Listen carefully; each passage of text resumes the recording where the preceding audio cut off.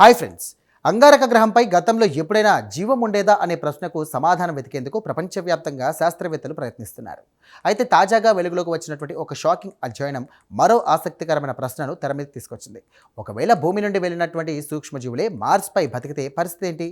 తాజాగా నిర్వహించినటువంటి అధ్యయనంలో బయటపడిందేంటో ఇప్పుడు తెలుసుకుందాం. ఇక నెదర్లాండ్స్లోని రాడ్బౌడ్ యూనివర్సిటీ మెడికల్ సెంటర్కు చెందిన పిహెచ్డి పరిశోధకుడు టోమాసో జాకీరియా ఈ అధ్యయనాన్ని నిర్వహించారు. ఈ పరిశోధనలో అంగారకుడు, చంద్రుడు, అలాగే గురుడు, శని గ్రహాల యొక్క మంచుతో కప్పబడిన ఉపగ్రహాల్లో ఉండే పరిస్థితులను కృత్రిమంగా సృష్టించి భూమి సూక్ష్మజీవులపై ప్రయోగాలు చేశారు.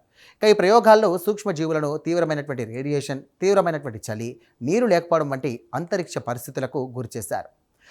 అగ్నిపర్వతాల సమీపంలో అంటార్క్టికా వంటి అత్యంత కఠిన వాతావరణంలో జీవించే కొన్ని సూక్ష్మజీవులు ఈ పరిస్థితులను ఆశ్చర్యకరంగా తట్టుకున్నాయి. ముఖ్యంగా కొన్ని ఈస్ట్లు లేదా శీలింద్ర సూక్ష్మజీవులు అత్యంత బలంగా నిలిచాయి. ఇవి తమ డిఎన్ఏకు జరిగినటువంటి నష్టాన్ని వేగంగా మరమ్మతు చేసుకోవడం, క్షణాల్లో రక్షణాత్మక రసాయన చర్యలను పెంచుకోవడం ద్వారా బతికి బయటపడినట్టుగా పరిశోధకులు గుర్తించారు. ఆ తర్వాత పరిశోధకులు నిమోనియా వంటి వ్యాధులకు కారణమయ్యే క్లిప్సియోలా నిమోనియా వంటి మానవ రోగకారక బ్యాక్టీరియాలను కూడా పరీక్షించారు. ఆశ్చర్యకరంగా మార్స్ తరహా పరిస్థితులను ఎదుర్కొన్న తర్వాత ఆ బ్యాక్టీరియా పరిణామంలో చిన్నవిగా మారిన పూర్తిగా చనిపోలేదు. అంతేకాదు, మానవ రోగ నిరోధక కణాలు కూడా వాటిపై సాధారణ స్థాయిలో స్పందించలేకపోయినట్టుగా తేలింది.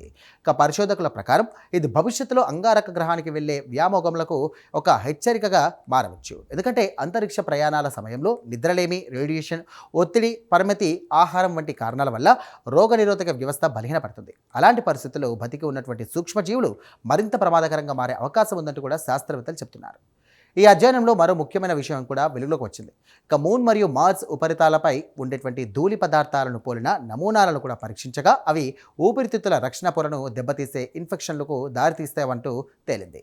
ముఖ్యంగా చంద్రుడి ధూళి ప్రభావం భూమి ఇసుకతో పోలిస్తే చాలా ఎక్కువగా ఉన్నట్టుగా పరిశోధకులు గుర్తించారు. చూసారుగా, ఇప్పటి వరకు మనం ఇతర గ్రహాల నుండి ప్రమాదకర జీవులు భూమికి వస్తాయేమో అని ఆలోచించాం. కానీ ఈ అధ్యయనం భూమికి చెందినటువంటి సూక్ష్మజీవాలే ఇతర గ్రహాలపై బతికే అవకాశం ఉందంటూ కూడా సూచిస్తోంది. అంతేకాదు, అంతరిక్ష పరిస్థితులు రోగకారక సూక్ష్మజీవుల ప్రవర్తనను కూడా మార్చగలవంటూ కూడా ఈ పరిశోధన వెల్లడించింది.